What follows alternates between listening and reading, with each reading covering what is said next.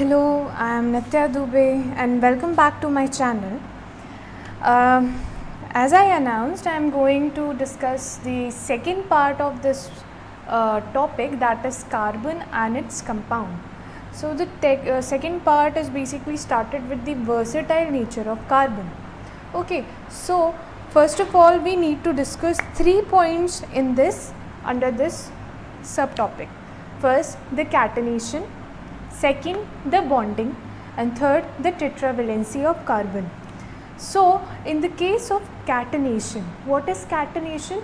Catenation is nothing, it is a property of a carbon to form a large molecules. How it will form a large molecules? When carbon and carbon basically bonds with each other. As I told you how carbon forms bonds with other elements by sharing its electron, forming a covalent bond. Same in this case, when carbon forms bond with other carbons or elements, with other carbons, then it will form a large molecule. Okay, how? Catenation, it is forming this kind of. इसी form में दो parts और divided हैं. ये जो सी carbon आप देख रहे हैं, इसको हम कहते हैं carbon chain, and it is basically known as linear carbon chain, linear chain of carbon. ठीक है. Whereas the second thing, if one carbon is basically attached like in this form, like in branching form, तो इसे हम branched carbon chain कहेंगे. ठीक है. So this is the branch carbon chain. Okay. So the catenation forms bonds with other atom to form a large molecule, whereas it has two sub parts. First, it will form this kind of chain. When ये chain जो है एक सीधी मतलब normal इस form में जा रही है, तो this is basically a linear chain. Whereas in the case of branched carbon chain, when a carbon is attached with another carbon, like in this form, in a branched form, then it is known as branched carbon chain. Okay.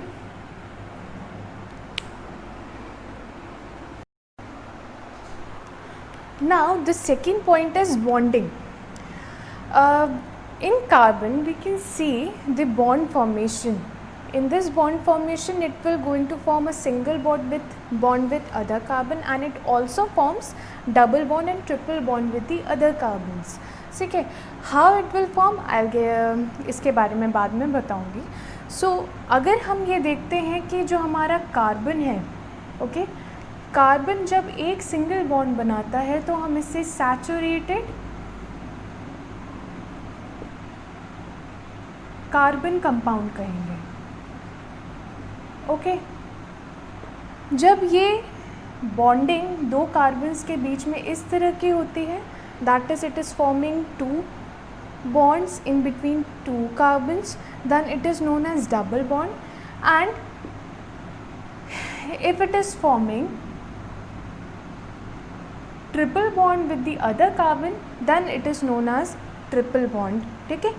ये जो दो parts होते हैं, इनको हम unsaturated carbon compounds कहते हैं. Okay. Now what is carbon tetravalency? So in this part we will going to discuss how carbon forms single bond, double bond, triple bond with the other elements and their carbons. Okay, so the tetravalency, as we all know, carbon has atomic number. ये मैंने पहले ही अपनी first video में discuss कर रखा है. इसका होता है 6 और इसकी वैलेंसी 4 हो जाती है because of Kl.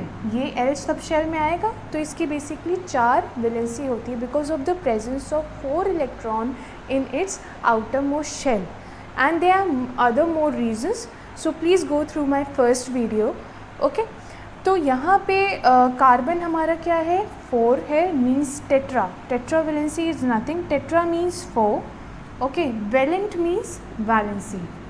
Valent means valency. So I have divided this word in two parts. First, the tetra is means 4, and valent means valency.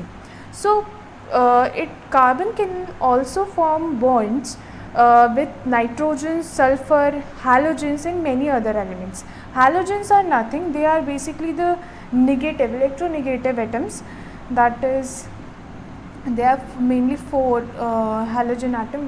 हम लोग ज़्यादातर 4 ही halogen atom को डिस्कस करते हैं, that is the chlorine, bromine, iodine and fluorine.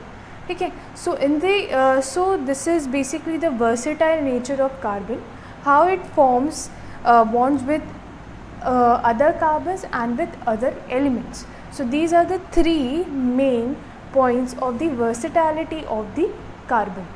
Okay.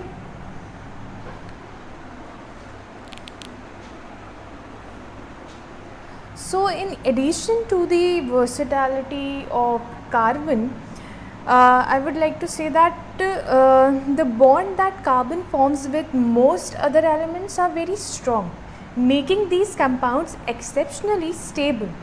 One reason for the formation of strong bond by carbon is its small size. Okay, so one point we know that carbon has small size, and because of it can form bonds with other elements easily and in a strong way. Okay, now this basically enables the nucleus to hold to shared pair of electrons strongly. The bond formed by the elements having bigger atom are much weaker. Okay, so we will going to discuss other part, that कि हमें अब कैसे carbon की structure को form करना है, isomers क्या होते हैं. ठीक है. So first we will going to how to form structure. Okay, तो यहाँ पे हम अब आते हैं ऑर्गेनिक केमिस्ट्री के पार्ट में. ऑर्गेनिक केमिस्ट्री के पहले पार्ट में अगर मैं कार्बन्स की बात करूँ, मैं IUPAC के बाद में बताऊँगी. First of all, how to draw structure of carbon compounds.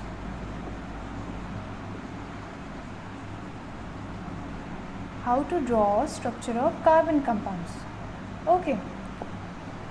अब यहाँ पे बात आती है 3 फॉर्मूले की, और उसके साथ साथ 10 और नाम आपको याद करने, बड़े सिंपल वे. यहाँ पे आते हैं पहले महाशय अल्केन, दिस इज एल्केन. दूसरे महाशय हैं हमारे एल्कीन, कीन, N, and the third one is alkyne. ठीक है. आपको सिर्फ और सिर्फ क्या गौर करना है, ये 2 नाम तो आपको याद हो गए होंगे, that is the L part. आपको बस यहाँ पे इनको और इनको याद रखना है. ठीक है. द एन, ईन एंड आइन. ठीक है. अब जो इसका लास्ट पार्ट होता है उसको हम एक दूसरे टर्म में कहते हैं सफिक्स. ठीक. एन का मतलब है सिंगल बॉन्ड, ईन का मतलब है डबल बॉन्ड, और आइन का मतलब है ट्रिपल बॉन्ड. ओके. जो कार्बन के बीच में एक सिंगल बॉन्ड था, एक डबल बॉन्ड था और एक ट्रिपल बॉन्ड था. ठीक. अब यहाँ पे हम बनाने जा रहे हैं इसके स्ट्रक्चर. उससे पहले हमें इसके कुछ विशेष नाम याद करने पड़ेंगे. तो इसके विशेष नाम पहले ये हैं कि meth, eth, third is prop, fourth is but, fifth is pent, sixth is hex, seventh is hept, 8th is oct, 9th is nano, and the last but not the least 10th one is dec. Okay. तो यहाँ पे आपको सिर्फ ये 10 नाम ही याद करने हैं, जिसमें से अगर हम एक कार्बन की बात करते हैं तो इसको हम क्या कहेंगे, 1 carbon is basically known as meth. अगर 2 कार्बन्स आपको देखने को मिल रहे हैं तो उसको हम बोलेंगे एथ. वाइस वर्सा, जब हमें 4, 5, 6, 7, 8, 9, 10 इस तरह के बेसिकली कार्बन्स मिलेंगे, तो हम इसको इस फॉर्म में करेंगे। 10 कार्बन होंगे तो हम उसको बोलेंगे डेक, अगर 9 कार्बन होंगे तो उसको बोलेंगे नैनो, अगर 5 कार्बन होंगे तो उसको हम बोलेंगे पेंट। तो ये आपको स्पेसिफिकली याद कर लेना है इनके 10 नाम, ठीक। अब हम आएंगे इसके फर्स्ट पार्ट में, that is the alkanes. I hope you have understood कि मैंने आपको क्या बताने की कोशिश की। Now we will going to discuss how to form structure of carbon alkane, ठीक है। यहाँ पे जो L पार्ट है,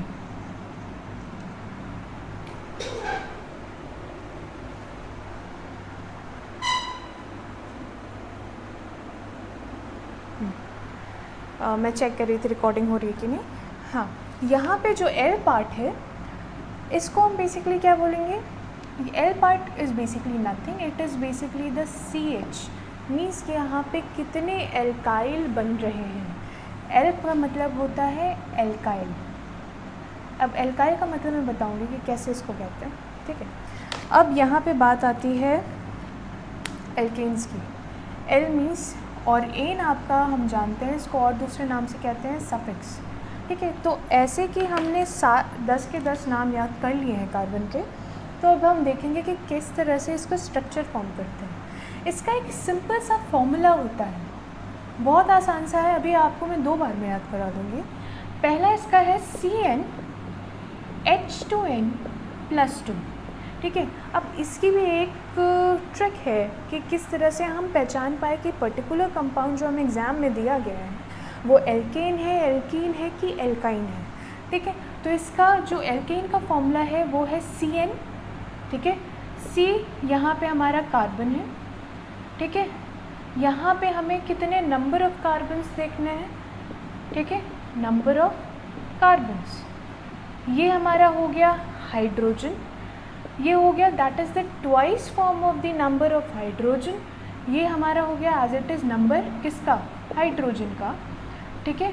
और +2 जो होगा ये हम आपको लास्ट में बताएंगे। तो यहाँ से हमें ये समझ में आ गया कि ये इस महाशय का नंबर जो फॉर्मूला है वो है CnH2n+2, ठीक है।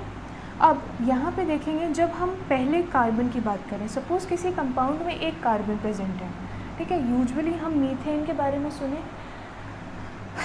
तो आइए हम देखते हैं कि मीथेन को कैसे हम ड्रॉ करते हैं, ठीक है। तो ये हो गया हमारा CnH2n+2। पहले तो हमने ये फॉर्मूला जो है वो as it is dial number पे रख दिया।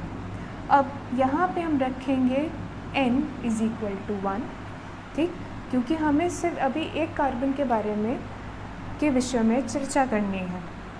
अब H जो है यहाँ पे हमने रखा 1 और ये हो गया हमारा +2, ठीक है। तो अब आप ज़रा शिद्दत से CnH2n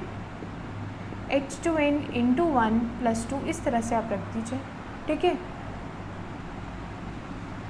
तो बड़े ही आसानी से आप इसको सॉल्व कर लेंगे, मुझसे ज़्यादा मैथ्स आती होगी आप लोग को। तो ये हो गया हमारा मीथेन दैट इज़ CH4, ठीक। यहाँ पे मैंने पहले जैसे बताया कि अगर एक कार्बन प्रेजेंट होता है तो हम उसे क्या कहते हैं, मेथ। और क्योंकि मैंने यहाँ पे सफिक्स लगाना है एन, तो ये हो गया हमारा नाम मीथेन, ठीक है। एक और स्ट्रक्चर ड्रॉ करते हैं जिससे हमें समझ में आ जाएगा कि एक और साधारण सा स्ट्रक्चर लेते हैं, फिर थोड़ा सा डिफ़िकल्ट लेते हैं, ठीक है। जैसे कि हमें कैसे स्ट्रक्चर फॉर्म करने हैं इस तरह से, ठीक। तो ये अब जैसे कि हमने लिया प्रोपेन, प्रोपेन कैसे ड्रॉ करते हैं। प्रोप को हम जानते हैं, मतलब 3 कार्बन के बारे में यहाँ बात हो रही है। तो पहले एज इट इज़ यहाँ पे एन लगा हुआ है, तो इससे हम पहचान गए कि जो पर्टिकुलर कंपाउंड है कार्बन का वो क्या है, सिंगल बॉन्डेड। तो हम सीधे यहाँ पे रख दिए CnH2n, ठीक है। सिंगल बॉन्डेड है तो इट मीन्स एल्केन है, ठीक। तो ये फॉर्मूला हमने रख दिया। अब यहाँ पे n पे आप सीधे साधे 3 लगा दीजिए, क्योंकि हमें पता है कि प्रोप जो है वो हम 3 को कहते हैं, 3 कार्बन्स को कहते हैं। तो फॉर्मूले में हमने रखा 3 H इंटू 3 प्लस 2, ठीक है, गुणा भाग फिर दीजिए 6 प्लस 2, ठीक, तो 3 2 ज़ा 6 प्लस 8, ये हो गया प्रोपेन का फॉर्मूला, ठीक। अब इसी तरह आप आगे और भी 10 कार्बन आराम से ड्रॉ कर सकते हैं। अब यहाँ पे देखते हैं कि कैसे हमें स्ट्रक्चर ड्रॉ करना है, ठीक है, गौर फरमाइएगा। यहाँ पे स्ट्रक्चर कैसे फॉर्म करते हैं। सपोज़ हमें स्ट्रक्चर, चलिए प्रोपेन का ही ड्रॉ करना है, ठीक है। हमने फॉर्मूला लगाया CnH2n प्लस 2 धड़ल्ले से, फिर दूसरा हमने लगा दिया 3H8, ठीक है। तो पहली बात हमें क्या करना है, 3 कार्बन इस तरह से सामने रख दीजिए, ठीक। फिर उसके बाद इस तरह की डंडियाँ इसके ऊपर नीचे रख दीजिए। क्यों रखी गई अभी बताते हैं। अब यहाँ पे हमने देखा कि यहाँ पे 3 कार्बन तो हमने ड्रॉ कर दिए, पर हमें 8 हाइड्रोजन भी ड्रॉ करने हैं। तो 1 2 3 4 5 6 7 और 8, ठीक है। तो ये हो गया हमारा C3H8। अब इसका हम रीज़न जानेंगे कि हमने इस स्ट्रक्चर को फॉर्म कैसे किया।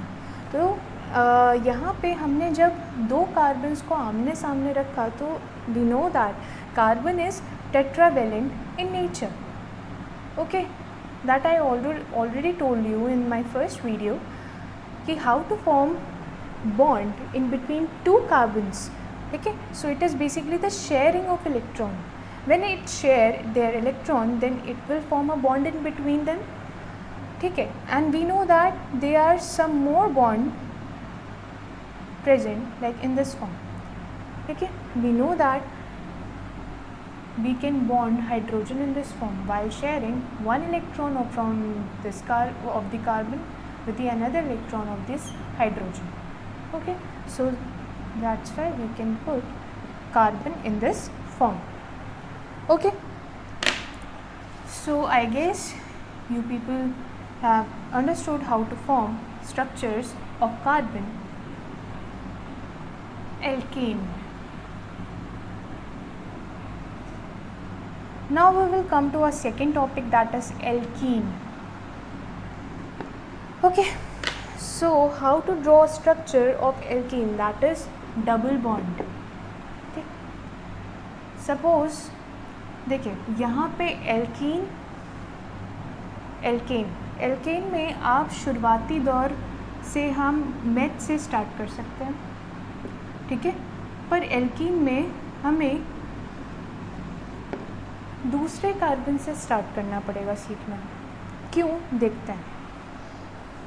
इसका रीज़न आप खुद ब खुद पता करिए, हम वैसे भी बता देते हैं। यहाँ पे है कार्बन, 2 कार्बन्स लिए हमने, ठीक है।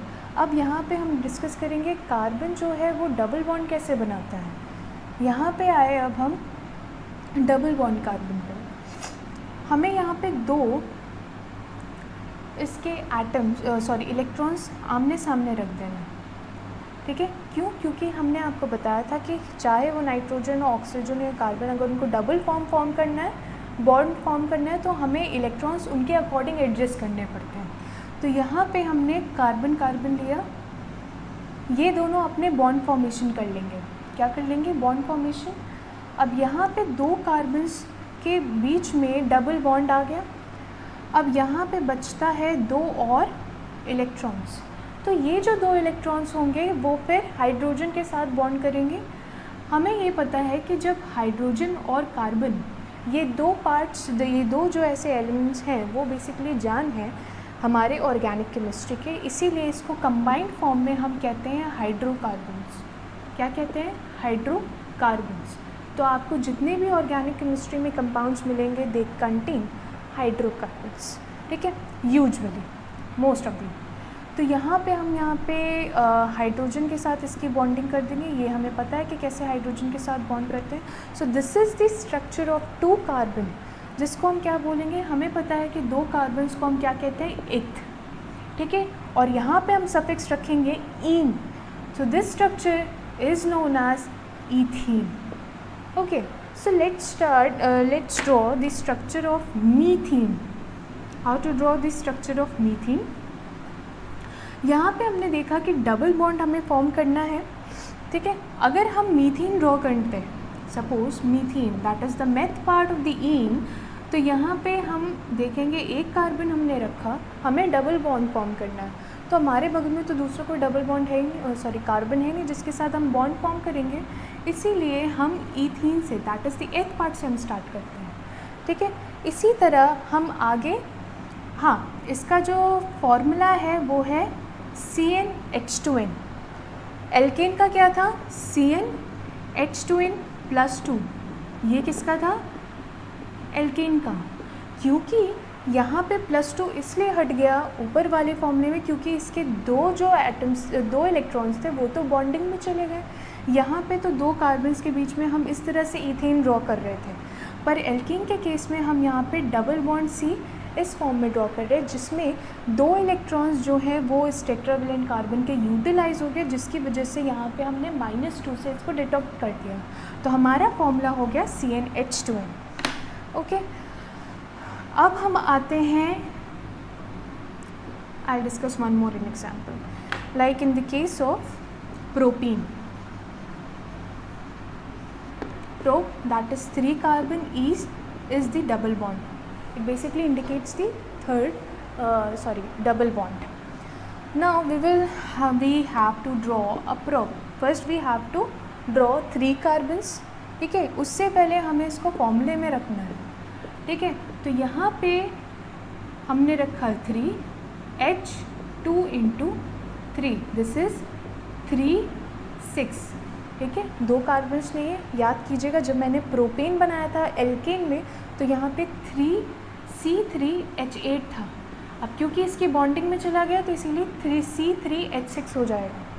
अब यहाँ पे ध्यान दीजिए, हमको यहाँ पे 3,6H6 से 6 कार्बन्स यूज़ करने हैं, ठीक है। तो ज़रा सा इसको मैं ट्रिक बताती हूँ कि इसका स्ट्रक्चर कैसे ड्रॉ करते हैं। पहले आप एल्केन की तरह पूरा स्ट्रक्चर ड्रॉ कर लीजिए, ठीक है। दिस इज़ प्रोपेन, ये सिंपल फॉर्म बता रही हूँ समझने के लिए, ठीक है। तो सपोज़ मैंने यहाँ के 2 हाइड्रोजन क्या किए, गायब कर दिए, that I have eliminated 2 hydrogen from these 2 carbons, okay. So when I eliminated this 2 hydrogen from this 2 carbons, तो यहाँ के इसके जो इलेक्ट्रॉन्स क्या होंगे, वो यहाँ डबल बॉन्ड फॉर्म कर लेंगे। सो this structure is propene, okay, this structure is propene. अब ये स्ट्रक्चर क्या हो गया, प्रोपीन। यहाँ पे प्रोपीन मीन्स ईन का मतलब ये इंडिकेट कर रहा है कि डबल बॉन्ड यहाँ पे प्रेजेंट है, okay. So this is the structure of propene. Now the alkyne part, the triple bond part.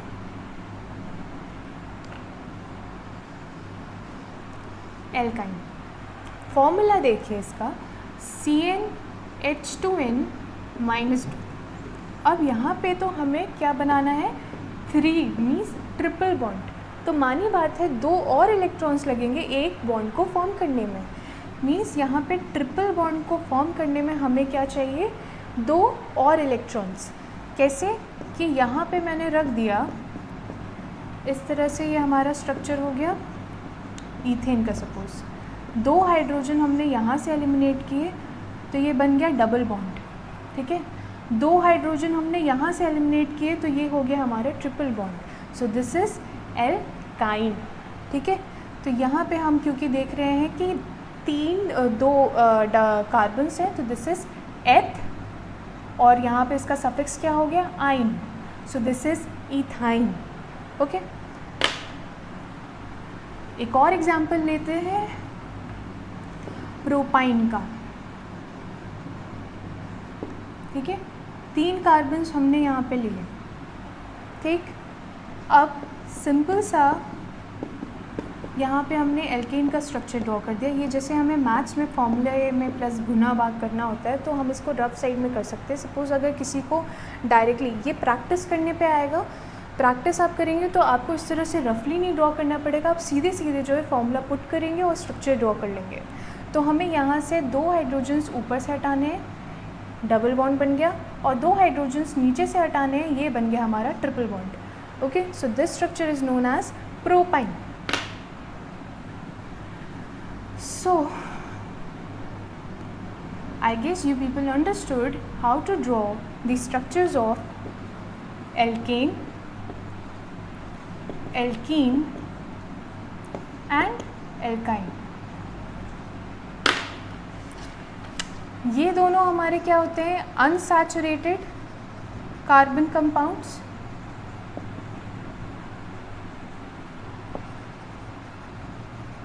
और एल्केन्स जो होते हैं ये हमारे होते हैं सैचुरेटेड कार्बन कंपाउंड्स। ठीक है, दिस इज बेसिकली, ये हमारे होंगे सिंगल बॉन्डेड, ये महाशय होंगे डबल बॉन्डेड, ये महाशय होंगे ट्रिपल बॉन्डेड। ठीक है, और इनके फॉर्मूले कैसे बने हैं? एल्केन का होगा CnH2n+2, इसमें से +2 डिडक्ट कर दीजिए तो ये हो जाएगा हमारा एल्कीन, क्योंकि ये डबल बॉन्ड बनाएगा। यहाँ से फिर डिडक्ट कर दीजिए 2 और -2, तो ये हो गया हमारा एल्काइन। ठीक है, इसी तरह 10 कार्बन तक मीन्स डेक तक आप अपने सारे स्ट्रक्चर लेके प्रैक्टिस कीजिए। ठीक है, so I hope you understood what are the bonds and how to form single bond, what are the mystery behind single bond, double bond, triple bond, how to draw structure of compounds, of carbon compounds. It is basically divided into alkanes, alkenes and alkynes. Okay,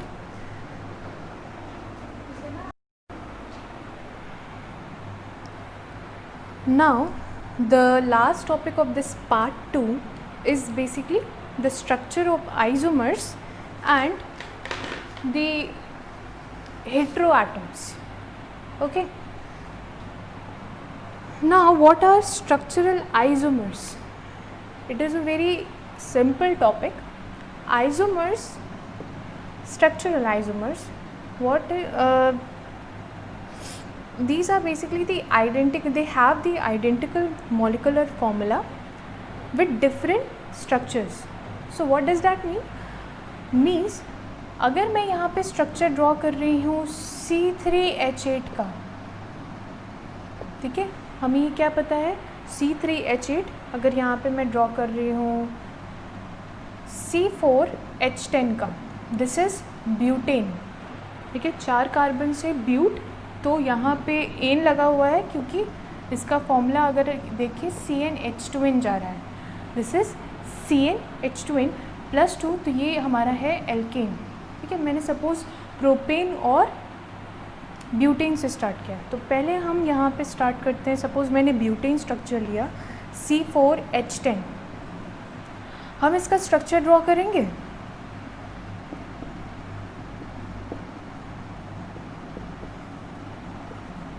यहाँ पे जो पहले मैंने structure बताया था वो था open structure, ठीक है, कार्बन कंपाउंड का। ये है condense structure, condense structure of carbon. Okay, तो यहाँ पे ये है ब्यूटेन। ठीक है, अगर मैं सपोज़ इसी स्ट्रक्चर को इस फॉर्म में लेती,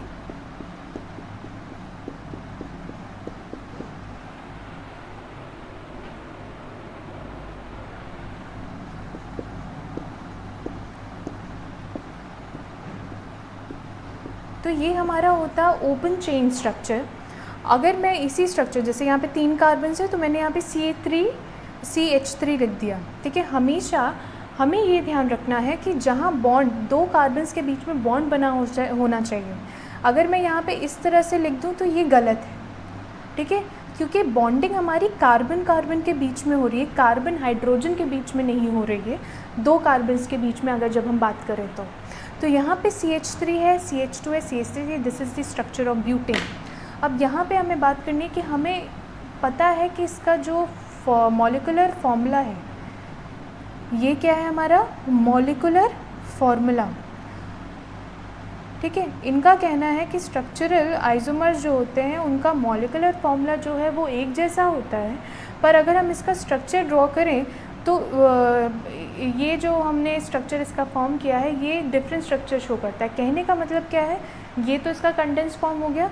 सपोज़ ऐसे ही मैंने इस CH3 को हटा दिया, क्या किया, CH3 को हटा दिया, यहाँ पे मैंने 3 कार्बन रख दिए और इसके नीचे मैंने लगा दिया CH3। ये भी स्ट्रक्चर जो है हमारा ब्यूटेन है।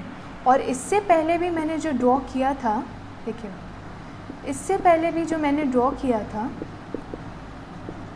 वो भी क्या था, ब्यूटेन था। ठीक है, तो हम यहाँ पे क्या देख रहे हैं, this is basically the butane structure. ये इस स्ट्रक्चर का क्या हुआ, आइसोमर। ठीक है, इसका मॉलिक्यूलर फॉर्मूला सेम है। गिन के देखिए, 1 2 3 4, 4 कार्बन्स हैं। फॉर्मूला क्या है, यहाँ पे 10 हाइड्रोजन होने चाहिए। 3 3 6 3 9 और 1 10। ठीक है, और यहाँ पे हो गया सेम कंडेंस्ड। अब इसकी तरीका क्या है इसको फॉर्म करने का।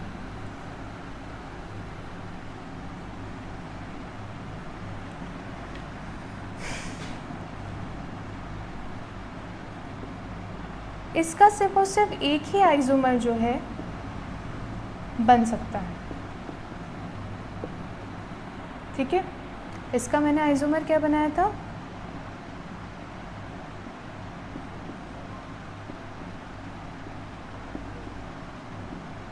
अब मैंने ये स्ट्रक्चर कैसे ड्रॉ किया, इसको सिर्फ और सिर्फ दिमाग बस थोड़ा सा लगाना है कि हमें किस तरह से जंबल कर देना है कार्बन्स को और हमें एक दूसरा कंपाउंड सेम मॉलिक्यूलर फॉर्मूला का बना देना है।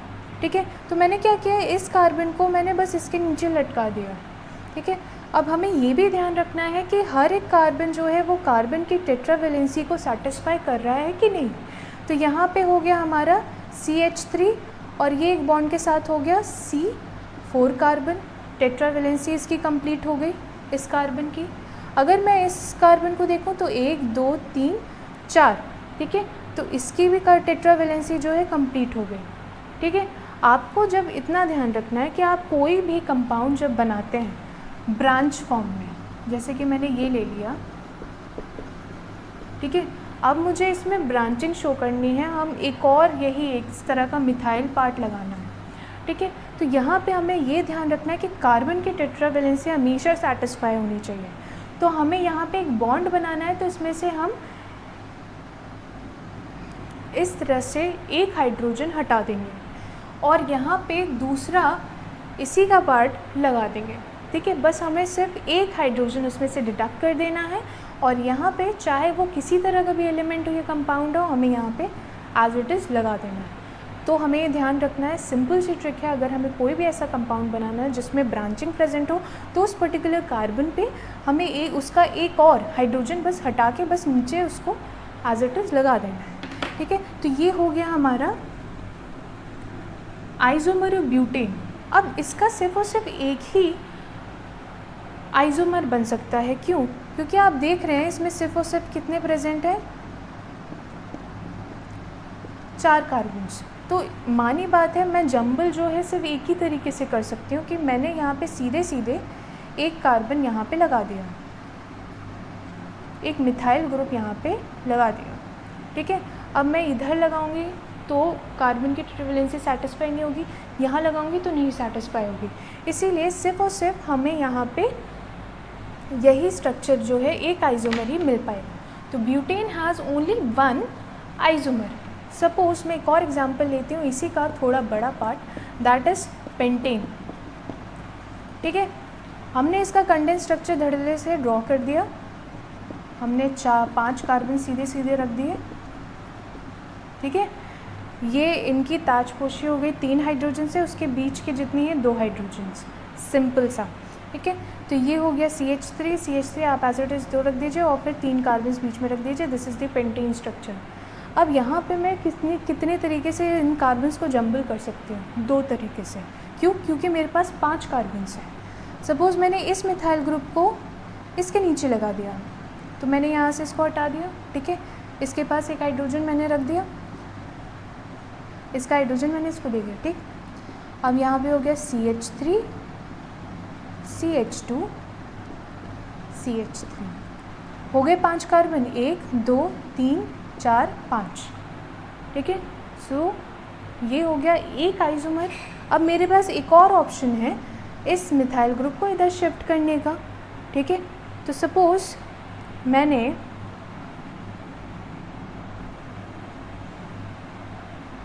इस मिथाइल ग्रुप को इधर शिफ्ट कर दिया, ठीक है। CH3, चलो एक और तरीका लगाते हैं कि अगर सपोज़ मैंने ये कार्बन नीचे रख दिया तो क्या इसकी टेट्रावैलेंसी सेटिस्फाई होगी? ज़रा सोच के दीजिए, एक बार करके देखते हैं। ये हिट एंड ट्रायल एक बार करके देखते हैं, आपको आइसोमेरिज्म समझ में आ जाएगा। आपको रटने की ज़रूरत नहीं पड़ेगी, बस प्रैक्टिस करनी है। सपोज़ मैंने यहाँ पे CH2 यहाँ पे लगा हुआ है, ठीक है। एक मैंने हाइड्रोजन यहाँ से निकाला, यहाँ पे सीधे सीधे मैंने CH3 लिख दिया। तो हम यहाँ क्या देख रहे हैं कि हमारी कार्बन की टेट्रावैलेंसी सेटिस्फाई नहीं हो रही, हमें 2 और इलेक्ट्रॉन्स चाहिए इसकी टेट्रावैलेंसी को सेटिस्फाई करने के लिए। तो ये हमारा क्या है, हाईली अनस्टेबल स्पीशी है। इसीलिए हमें यहाँ पे समझ में आ गया कि हम यहाँ पे 2 CH3 इस कंपाउंड में तो नहीं लगा सकते। तो यहाँ पे हम सिर्फ और सिर्फ इस CH3 की पोजीशन चेंज कर सकते हैं कि मैंने सीधे सीधे इसको इसके बगल में लगा दिया, इसी CH3 को। ये हो गया CH2 CH3 CH3। अब हम एक और काम कर सकते हैं, ठीक है। ये मैंने यहाँ पे शिफ्ट कर दिया। अब मैं इसको और कैसे जंबल कर सकती हूँ, थोड़ा मुझे एक और ट्रिक आई इसकी, ये करके देखते हैं। मैंने बीच में कार्बन लगा दिया, ठीक है। 1 2 3 4 5। So this is also the isomer of pentane. मैंने बीच में कार्बन लिया, 1 2 3 4, ये कार्बन टेट्रावेलेंट है कि नहीं, 1 2 3 4, और इसके साथ मैंने 4 मिथाइल इसके ग्रुप्स जो हैं वो लगा दिए, ठीक है। तो ज़रा इसको गिन के देख भी लीजिए, ये है हमारा एल्केन के फॉर्मूले के हिसाब से, है कि नहीं, ठीक है। तो ये हमारा हो गया CH3 CH3 CH3 CH3, ठीक है। तो हमारा एक स्ट्रक्चर यहाँ से कितने स्ट्रक्चर्स निकल के आए पेंटेन में, वो तो मैंने कहीं पे भी एडजस्ट कर लिया। इससे संभवतः हमें 2 स्ट्रक्चर्स मिले। पहला स्ट्रक्चर क्या था, CH3 CH2 CH2 CH2 CH3, okay. Second structure क्या था, CH CH3 CH2 CH3। Third structure क्या था, CH3 CH3 CH3, इसका मैंने पेड़ बना दिया, इसका भी मैंने स्ट्रक्चर इस तरह से फॉर्म कर दिया। ये हमारा लीनियर चेन हो गया, ये हमारा ब्रांच चेंज हो गया, ये भी हमारा ब्रांच है। तो यहाँ पे हमें बेसिकली कितने आइसोमर्स मिले, 2 आइसोमर्स, 2 आइसोमर्स। ब्यूटेन में हमें कितने मिले, 1, पेंट में 2। अब ज़रा हेक्सेन में देखिएगा आप लोग खुद से, शायद आपको 3 आइसोमर्स मिलेंगे। तो यहाँ पे देख रहे हैं कॉन्जिक्यूटिवली हमें इतने आइसोमर्स मिल रहे, पर ये स्पेसिफिकली मैं नहीं कह सकती, इसको इस तरह से हम याद कर सकते हैं, तुक्का लगा सकते हैं। मे बी हेप्टेन में शायद इससे ज़्यादा बन जाए या इससे कम बने, ठीक है। कम तो नहीं बनेगा पर ज़्यादा बनेगा, देखिएगा, ठीक है। So in my next video I will be covering the heteroatoms and I am also going to tell how to name these structures, ठीक है। So this basically comes under the IUPAC nomenclature, okay. So we will discuss in the third part of this topic the IUPAC nomenclature, second the reactions of carbon, which is the last part of this chapter, and what are the heteroatoms. So, okay, so just wait for the part 3. Maybe definitely I will going to upload it by tomorrow, okay. Thank you so much. And please subscribe my channel for more videos, and especially for the third part of this topic. And after that I'll be taking the name reactions, and then one more type, somebody has suggested me one more topic of solid state. He basically asked me to make video on solid state, and after that I will be covering the syllabus of NDA and the subject test of GRE. Okay, so please subscribe this channel for more videos, and after 2 through 4 to 5 videos I will be taking the NDA and the GRE part. Okay, thank you so much.